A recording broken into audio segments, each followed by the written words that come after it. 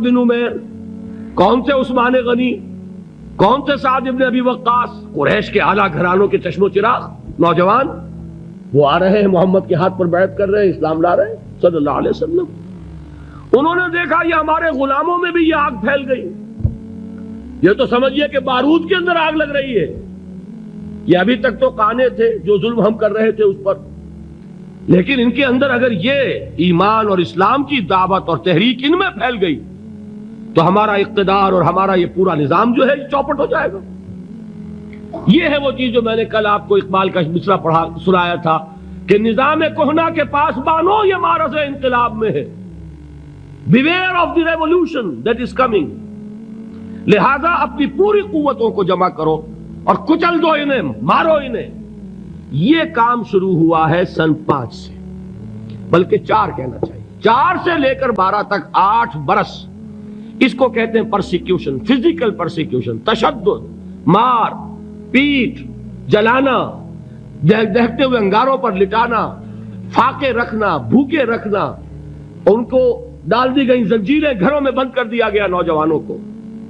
حضرت عثمان کو چچا نے ان کے ایک چٹائی کے اندر لپیٹا اور دھونی دے دی، دم گھٹ رہا ہے، جان نکل رہی ہے۔ حضرت مصعب بن عمیر رضی اللہ تعالی عنہ، وہ نوجوان 200 درہم کا جوڑا ان کا سل کر آتا تھا شام سے تیار ہو کر، لباس معطر ہوتا تھا، جدھر سے نکل گیا پوری گلی جو ہے وہ معطر ہو گئی، انگلیاں اٹھ رہی ہیں، وہ جا رہا ہے مصعب، یہ خوشبو اس کی ہے۔ اس مصعب کے ساتھ کیا سلوک کیا؟ باپ تو مر چکا تھا، ماں نے پالا تھا، دولت بہت چھوڑ کر گیا تھا باپ، لہذا ماں نے بڑے ناز و نام میں پالا، بڑے لاڈ پیار میں، 200 درہم کا جوڑا تیار ہو رہا ہے۔ لیکن یہ کہ آپ کو معلوم ہے عرب کے اس معاشرے میں عورت کی کوئی حیثیت نہیں تھی، ماں کا اختیار نہیں تھا، چچا تھا اب سربراہ خاندان کا۔ چچا نے کہا مصعب اگر تم نے اپنے باپ کا دین چھوڑ دیا ہے تو باپ کی دولت پر بھی تمہارا کوئی حق نہیں ہے، نکل جاؤ گھر سے۔ اس نے یہ سوچا تھا کہ مصعب کے ہوش ٹھکانے آ جائیں گے، دن میں تارے نظر آ جائیں گے، ناز و نام میں پلا ہوا گھر سے نکل کے جائے گا کہاں، یہ سارا نشہ جو ہے توحید کا یہ ہرن ہو جائے گا۔ حضرت مصعب کا جواب بالکل برعکس تھا، اچھا ٹھیک ہے چچا جان میں گھر چھوڑتا ہوں۔ وہی بات جو کبھی کہی تھی ابراہیم نے، باپ نے کیا کہا تھا؟ واجرنی ملیہ، جاؤ چلے جاؤ، دفع ہو جاؤ میری نگاہوں سے۔ حضرت ابراہیم نے کیا جواب دیا تھا؟ سلام علیک ساستغفر لک ربی انہ کان بی حفیہ۔ اچھا ابا جان آپ کا حکم یہی ہے تو میں چلتا ہوں، آپ پر سلامتی ہو، میرا رب مجھ پر بڑا مہربان ہے، میں اس سے آپ کے لیے استغفار کروں گا۔ جلدی یہی جو ہے حضرت ابراہیمی کی نسل ہے نا قریش۔ آج ابراہیم کے ایک بیٹے کے ساتھ وہی معاملہ ہو رہا ہے مصعب کے ساتھ، اور مصعب چلنے کے لیے تیار ہو گئے۔ چچا نے سوچا میں سمجھتا تھا کہ ہوش ٹھکانے آ جائیں گے، یہ تو تیار ہو گیا نکلنے کے لیے۔ غصے میں آ کے اگلی بات کہی، یہ کپڑے جو پہنے ہوئے تم نے یہ بھی اسی مشرک باپ کی کمائی کے ہیں، اتارو ان کو۔ وہی کپڑے اتارے، مادر ذات برہنہ گھر سے نکالے گئے۔ ماں کے پاس پہنچے، ماں نے آنکھوں پر ہاتھ رکھے، مصعب کیا ہوا؟ کہ ماں سے کہتے ہیں کہ ماں میں موحد ہو گیا ہوں، اور وہاں سے گئے پھر حضور کی خدمت میں، کپڑے کہیں سے مانگے ہوں گے۔ یہ مصعب ہیں 200 درہم کا جوڑا پہننے والے۔ جب حضور پر مدینے کے 12 افراد ایمان لائے تھے، بیعت عقبہ اولیٰ ہوئی، انہوں نے کہا کہ حضور ہمیں کوئی شخص اپنا ایسا شاگرد دیجئے جو ہمیں قرآن پڑھا سکے۔ حضور نے حکم دیا مصعب جاؤ، اب مدینے جاؤ، یثرب جاؤ، یثرب والوں کو قرآن پڑھاؤ، انہیں تبلیغ کرو۔ مصعب گئے ہیں وہاں، 1 سال کی کمائی 75 افراد لا کر حضور کے جھولی میں اگلے سال ڈال دیے کہ حضور یہ میری 1 سال کی کمائی ہے۔ 72 مرد 3 عورتیں، انہوں نے وہ بیعت کی تھی، بیعت عقبہ ثانیہ، جس کے الفاظ کل میں نے آپ کو سنائے تھے۔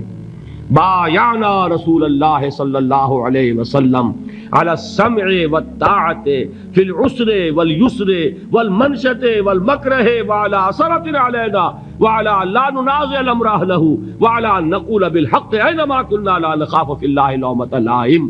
یہ 72 مرد تھے مدینے کے جنہوں نے یہ بیعت کی۔ پھر انہوں نے ریکویسٹ کی کہ حضور اب آپ ہمارے ہاں تشریف لائیے، ہم اگر یہ مکے والے وہاں حملہ کریں گے تو ہم آپ کی حفاظت کریں گے جیسے کہ اپنے اہل و عیال کی کرتے ہیں۔ بہرحال وہ مصعب بن عمیر ہیں جو غزوہ احد میں شہید ہوئے، اور جب شہید ہوئے تو ان کے جسم پر صرف ایک چادر تھی۔ ایک بات تو یہ نوٹ کیجئے، موضوع سے ذرا بات تھوڑی ادھر ادھر جا رہی ہے، لیکن یہی چیزیں ہیں اصل میں کہ جو ہمارے دلوں کو منور کرنے والی ہیں نور ایمان سے۔ وہ علم بردار تھے غزوہ احد میں، جھنڈا مسلمانوں کا ان کے پاس تھا۔ ایک ہاتھ پر ایک شانے پر وار پڑا، ہاتھ کٹ گیا، دوسرے سے تھاما، دوسرے پہ کٹ گیا، اب دونوں حصوں کے بچے ہوئے ٹکڑوں سے جھنڈے کو تھاما، گرنے نہیں دیا، یہاں تک کہ شہید ہو گئے۔ گرے ہیں تو جھنڈا گرا ہے۔ شکل میں حضور سے بہت مشابہ تھے، خبر اڑ گئی کہ محمد شہید ہو گئے صلی اللہ علیہ وسلم۔ یہ مصعب بن عمیر کا واقعہ ہے۔ جب ان کو اب دفن کرنے کا وقت آیا، اور شہید کے لیے کفن جو ہے اس کا وہی لباس ہوتا ہے جو شہادت کے وقت ہو، حضور کے سامنے ایک پرابلم پیش کیا گیا۔ حضور، مصعب کے جسم پر تو ایک چادر تھی، اور وہ چادر بھی اتنی چھوٹی ہے، یعنی 2 گز کی چادر بھی نہیں ہے، اس سے اگر سر ڈھانپتے ہیں مصعب کا تو پیر کھل جاتے ہیں، پیر ڈھانپتے ہیں تو سر کھلتا ہے، کیا کرے گا؟ حضور نے فرمایا سر ڈھانپ دو چادر سے اور پیروں پر گھاس ڈال دو۔ یہ آخری لباس ہے جو محمد کے اس دیوانے کو اس دنیا سے رخصت ہوتے ہوئے ملا ہے، جس کا 200 درہم کا جوڑا سلتا تھا۔ یہ ہے صبر۔ برداشت کیا کہ نہیں کیا؟ عشق سرکار سے دل جس نے سنوارا ہوگا،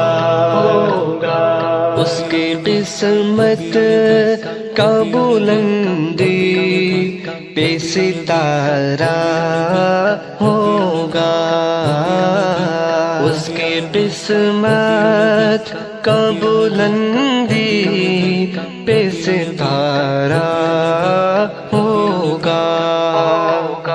عشق سرکار سے دل